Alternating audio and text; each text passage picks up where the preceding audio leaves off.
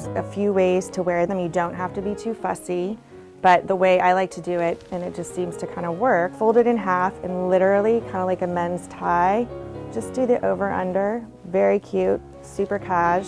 For another look, which is really easy and you don't want to overthink it, attach, you can do it to the side, literally. Again, just do your over-under, cute, casual, not too fussy.